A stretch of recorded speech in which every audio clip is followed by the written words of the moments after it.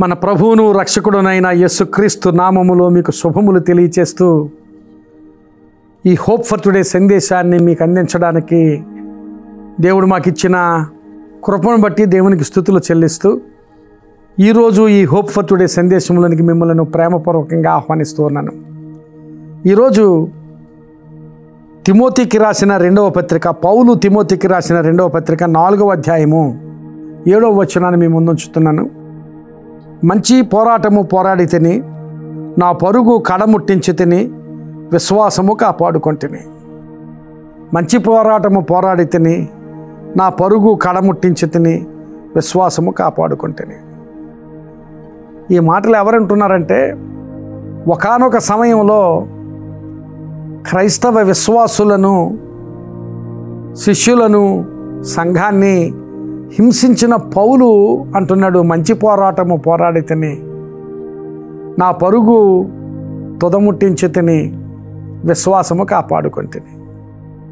ప్రియులారా, ఒక దినాన్ని భయంకరమైన సంఘ వ్యతిరేకిగా ఉన్నవాడు, ఒక దినాన్ని విశ్వాసులను భయంకరముగా ఇళ్లలోనికి కూడా వెళ్ళి ఈడ్చుకొని వచ్చి హింసించినవాడు, స్టెఫను హత్యను దగ్గరుండి వీక్షించినవాడు, అంత భయంకరమైన వ్యతిరేకిగా ఉన్నవాడు ఇప్పుడు ఈ మాటలు మాట్లాడుతున్నాడు, మంచి పోరాటము పోరాడి తిని. ప్రియులారా, గమనించాలి, మన జీవితాల్లో ఆయా సమయాల్లో విఫలతలు సహజమే. ఒకప్పుడు పౌలు విఫలుడు, ఎందుకంటే యేసుక్రీస్తు ప్రభువును అంగీకరించిన వారిని హింసించినవాడు. ఆ స్థితిలో క్రైస్తవ సంఘం కోణంలో నుంచి చూస్తే పౌలు చాలా విఫలతకు గురైనవాడు. ఆ స్థితిలో నుంచి పౌలు ఎక్కడికి వచ్చాడంటే, మంచి పోరాటము పోరాడి తిని అని చెప్పగలిగే స్థితిలోనికి వచ్చాడు. మన విఫలతలు ఏమైనా ఉండొచ్చు. కొన్నిసార్లు మన ప్రవర్తన విషయమైన విఫలత కావచ్చు, కొన్నిసార్లు సంఘం పట్ల వ్యతిరేకత అనే విఫలత కావచ్చు, లేకపోతే ఈ లోక సంబంధమైన ప్రయత్నాల్లో విఫలతలు కావచ్చు.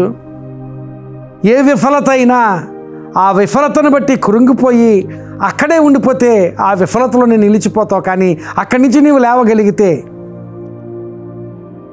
ఇదిగో సౌలు క్రీస్తు చేత పట్టబడి మరలా ఎలా లేచి క్రీస్తు కోసం నిలవబడి చివరికి నేను మంచి పోరాటము పోరాడి తిని, నా పరుగు తుదముట్టించి తిని, విశ్వాసము కాపాడుకొంటిని అని చెప్పగలిగే స్థితిలోనికి వచ్చాడో, అలాగే నీవు నేను లేచి విఫలతలో నుంచి లేచి అక్కడే స్తంభించిపోకుండా, అక్కడే నీరసించిపోకుండా, అక్కడే మన జీవితాలు వెళ్ళబుచ్చేయకుండా ఆ విఫలతలో నుండి లేచి దేవునికి మన జీవితాలు అప్పగించుకుంటే ఆ స్థితిలో నుంచి దేవుడు మనల్ని నడిపించగలడు. ప్రియులారా, గమనించాలి, మన జీవితంలో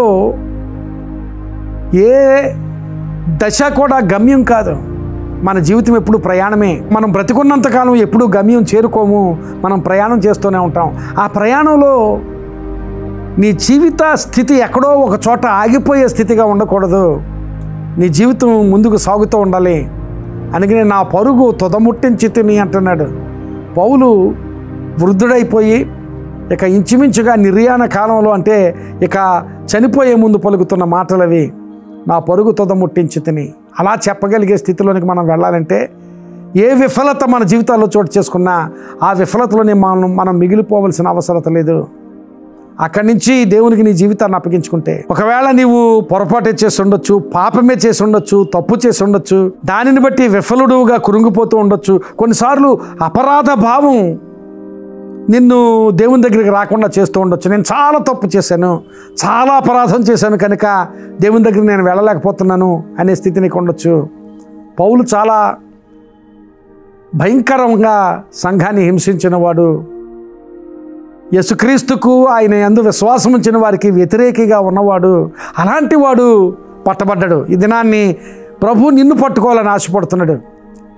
నీ చేతిని ఆయనకు అప్పగించినట్లయితే ఆయన నిన్ను లేవనెత్తి ఈ ప్రయాణంలో ముందుకు సాగిస్తాడు. ఒక దినాన్ని నీవు కూడా ఒక చోట నిలవబడి, ఇదిగో మంచి పోరాటము పోరాడితే నేను చెప్పగలిగే స్థితిలోనే ఉంటావు. ఈ దినాన్ని నీ పోరాటం ఏమిటి? పోరాటంలో అక్కడే నిలిచిపోతున్నావా, లేక నీ పరుగు తుదముట్టించగలిగే స్థితిలోనికి నీవు నీ జీవితాన్ని నడిపించుకోగలుగుతున్నావా? విఫలతలో మిగిలిపోవద్దు. అపరాధం ఎంత పెద్దదైనా ఆ పెద్ద అపరాధాన్ని, ఇంకా గొప్ప అపరాధమైన ఆ అపరాధాన్ని కూడా క్షమించగలిగే గొప్ప శక్తివంతుడైన దేవుడు నీ దేవుడు కనుక నీ అపరాధ భావంతో కురింగిపోయి అక్కడే మిగిలిపోవద్దు. నీ అపరాధ భావాన్ని విడిచిపెట్టి నీ చేతిని ప్రభువుకి అందిస్తే అక్కడి నుంచి నిన్ను లేవనెత్తుతాడు. లేవనెత్తి నిన్ను నీ జీవితంలో ముందుకు నడిపిస్తాడు. ఆ నడకలో, ఆ విశ్వాస నడకలో నీవు దేవుని వాక్యానుసారంగా నడుస్తూ, దేవుని చిత్తాన్ని నెరవేరుస్తూ, ప్రతి అడుగులోనూ దేవుని మహింపరుస్తూ నీవు ముందుకు కొనసాగితే దేవుడు ఒక దినాన్ని ఈ స్థితినికి ఇస్తాడు. నా పరుగు తుదముట్టించితిని, విశ్వాసము కాపాడుకుంటుని అని చెప్పగలిగే స్థితిని దేవునికి ఇస్తాడు. అలాంటి స్థితి కొరకు దేవునికి నీ జీవితాన్ని అప్పగించు. విఫలతలన్నిటిలో నుండి దేవుడు నిన్ను విడిపించగలడు. నీ అపరాధ భావం అంతటిని తీసివేసి, నీ అపరాధములన్నిటినీ క్షమించి, నీ అపరాధముల నుండి విడుదల దయచేయగలవాడైనా. అపరాధ భావంతో కృంగిపోవద్దు. తప్పు చేశాను, దేవుని దగ్గరికి వెళ్ళలేకపోతున్నాను అని ఆగిపోవద్దు. నీవు చేసిన తప్పు ఎంత గొప్పదైనా, ఎంత పెద్దదైనా దాన్ని క్షమించి నిన్ను చేర్చుకోగలిగిన ప్రభు ఈ ప్రభు. అలాగే నీ విఫలతలో నుంచి నేను లేవనెత్తి జయం వైపు నడిపించగలిగిన దేవుడు ఈ దేవుడు కనుక ఆయనకు నీ జీవితాన్ని అప్పగించు. నీ పరుగును తుదముట్టించు. దేవుని సన్నిధిలో ఆశీర్వాదకరమైన అనుభవంలో నీవుండి దేవుడు నీ కొరకు సిద్ధపరుస్తున్న ఆ కిరీటాన్ని పొందుకొని నీవు పరలోక ఆశీర్వాదంలో నిలవగలిగేటట్లుగా దేవునికి నీ జీవితాన్ని అప్పగించు. పౌలు వలె దేవునికి నీ జీవితాన్ని అప్పగించు. అపరాధ భావాన్ని విడిచిపెట్టు. అలాగే నీ విఫలతను విడిచిపెట్టు. దాని అంతటిని విడిచిపెట్టి, నేను దాన్ని విడిచిపెడుతున్నాను ప్రభువా అని నీ చేతిని దేవునికి అప్పగించు. దేవుడు తప్పకుండా నిన్ను లేవనెత్తి నిన్ను విజయం వైపు నడిపిస్తాడు. అట్టి స్థితి దేవుడు నీకు దయచేయనుగాక. ఆమేన్. ప్రార్థన చేసుకుందామా? పరిశుద్ధుడా, కృప కలిగిన మా తండ్రి, నిజమే ప్రభు, ఒక దినాన్ని హింసించువాడుగా నేను హింసకుడను అన్నాడు ప్రభు. అలాంటి హింసకుడు ఇప్పుడు నేను మంచి పోరాటము పోరాడితే నేను చెప్పగలుగుతున్నాడు ప్రభు. అట్టి స్థితి ఈ మాటలు విన్న మాకు అందరికీ దయచేయండి ప్రభు. ఒకవేళ ఈ మాటలు విన్నవారిలో ఎవరైనా ఇంకా అపరాధ భావంతో కృంగిపోతుంటే, లేక తప్పు చేశాననే భావం నీ నుంచి వారిని వెనక్కి లాగుతున్నట్లయితే, ఆ స్థితిలో వారిని వారుగా నీకు అప్పగించుకొని ప్రభా, నీవు వారిని లేవనెత్తుతుండగా ప్రభా, వారు లేవనెత్తబడి నీ సన్నిధిలో ముందుకు సాగడానికి, ఒక దినాన్ని మంచి పోరాటము పోరాడితే నేను చెప్పగలిగే స్థితిలో ఉండడానికి నీ కృప దయచేయమని, అపరాధ భావం నుండి కృంగిన స్థితి నుంచి లేవనెత్తి వారిని నీ మార్గాల్లో నిలవబెట్టమని, ఆ మార్గాల్లో నడవగలిగే స్థితి బిడ్డలకందరికీ దయచేయమని ప్రార్థన చేస్తూ, ఈ మాటలు విన్న వారిని అందరినీ ఆశీర్వదించమని, వారి కుటుంబాల్లో సమస్యలను, వారి కుటుంబాల్లో అవసరతలను మీ చేతులకు అప్పగిస్తున్నాం. సహాయం దయచేయమని, నీ ఆశీర్వాదం వారి జీవితాల్లోనూ కుటుంబాల్లోనూ మెండుగా ఉంచమని ప్రార్థన చేస్తూ యేసు నామమున అడుగుచున్నాను తండ్రి. Amen. God bless you friends. ఈ సందేశం మీకు ఆశీర్వాదకరంగా ఉంటే తప్పక మీకు తెలిసిన వారికి అందరికీ ఈ వీడియోను పంపించండి. వాళ్ళు ఆశీర్వదించబడితే దేవుడు మిమ్మల్ని కూడా ఆశీర్వదిస్తాడు. God bless you.